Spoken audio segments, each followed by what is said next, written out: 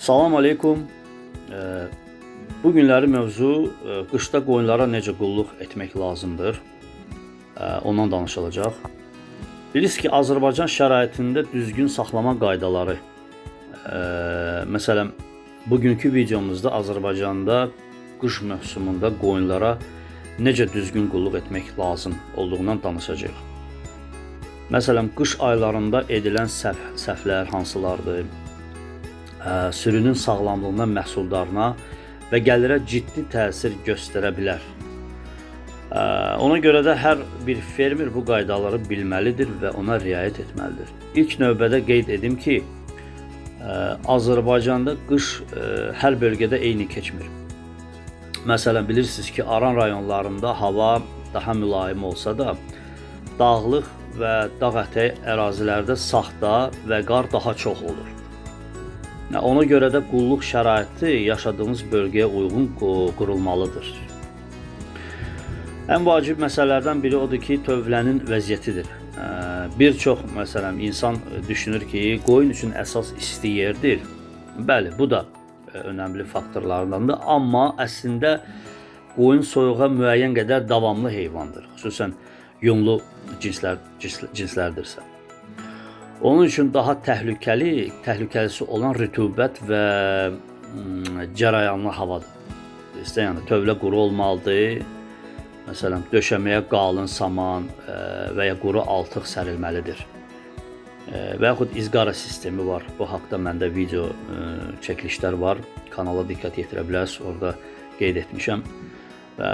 Rütubətli mühit, məsələn, yəni dırnaq xəstəliklərinə səbəb olur, ağciyər problemləri, yəni məhsuldarlığın azalmasına da səbəb ola bilir. Yəni, bu məsələlərə görə ona ciddi yanaşmaq lazımdır. Daha sonra vacib məsələlərdən biri yemləmədir. Qışda xüsusən yəni buna diqqət yetirməlidir. Qışda məsələn yaşıl ot az olduğuna görə bilirsiniz ki, qoyunların enerji tələbatı artır və ona görə də keyfiyyətli ot, yonca, məsələn, saman, qarğıdalı silosu, arpa və digər konsentrat yemlərdən düzgün istifadə edilməlidir. Çünki bilirsiniz ki, bir tək otlaqdan heyvanlar, xüsusən qış aylarında, çünki qış aylarında o otun o qədər qüvvəti olmur. Yəqin ki, bilirsiniz, məsələn, yay otu ilə qış otu eyni ola bilməz. Yəni, çünki sudan ibarət olur, yəni qüvvəti olmur. Ona görə buna diqqət yetirmək lazımdır. Məsələn, yem birdən-birdən dəyişməməlidir.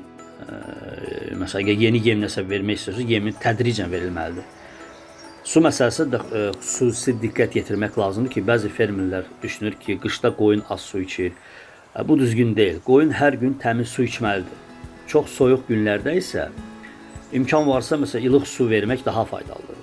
Bu məsələn heyvanın sağlamlığına mənfi təsir göstərə bilər də. Yəni buz bağlanmış, yəni əgər su buz bağlayıbsa, ona görə bunlara diqqət yetirin. Əgər hava məsələn əlverişlidirsə, qoyunları gündüz saatlarında otlağa çıxartmaq faydalı ola bilər. Hərəkət edən heyvan məsələn sağlamlığı da yaxşı ola bilər. Amma lakin güclü külək, qar və boran zamanı onları tövlədə saxlamaq daha məqsədə uyğundur. Çünki Azərbaycanda bir çox bölgədə qışlaq sistemi tətbiq olunur və əlverişli havalarda qoyunlar yenə də otarılır. Məsələn, boğaz qoyunlara xüsusi qayğı lazımdır. Doğuma yaxın dövrdə onlar daha keyfiyyətli yemlə təmin edilməlidir. Sakit və təmiz şəraitdə saxlanmalıdır. Yeni doğulan quzular isə soyuqdan mütləq qorunmalıdırlar. Yəni buna riayət edin. Çox fermerlər buna riayət eləmir. Yəni mümkün qədər tez məsələn ağız südü qəbul etməlidirlər. Buna diqqət yetirməlidirlər. Qış aylarında xəstəliklərin qarşısını almaq da çox vacibdir. Sürü mütəmadi yoxlanmalıdır. Xəstə və zəif heyvanlar ayrılmalıdır. Dırnaqlar vaxtında kəsilməlidir. Parazitlərə qarşı tədbirlər görülməli və baytar həkimin tövsiyəsinə əməl edilməlidir. Profilaktika həmişə müalicədən daha sərfəlidir. Yəni onu yadınızda həmişə saxlayın. Bunu bir əsas qayda kimi qeyd edin. Bir çox fermer qış üçün kifayət qədər yem ehtiyatı hazırlamır. Halbuki qış başlamazdan əvvəl neçə aylıq yem lazım olduğunu hesablayıb ehtiyat toplamaq lazımdır.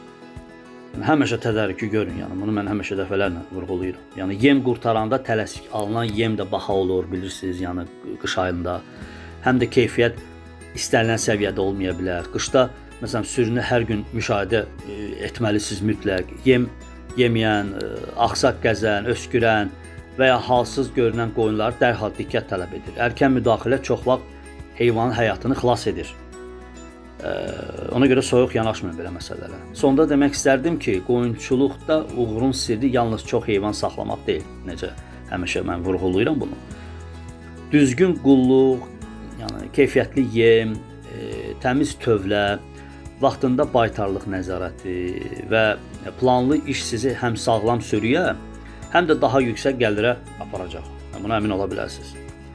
Yəni çünki bunlar önəmli faktorlardır. Yəni bilirsiniz, yəni belə şeylərə mən həmişə deyirəm, vurğulayıram, yəni təkrar kimi çıxmasın. Yəni təkrar da bir faydalı bir şeydir, yəni daimi təkrarlayanda, çünki xatırladıram. Xatırlatma çox gözəl bir şeydir.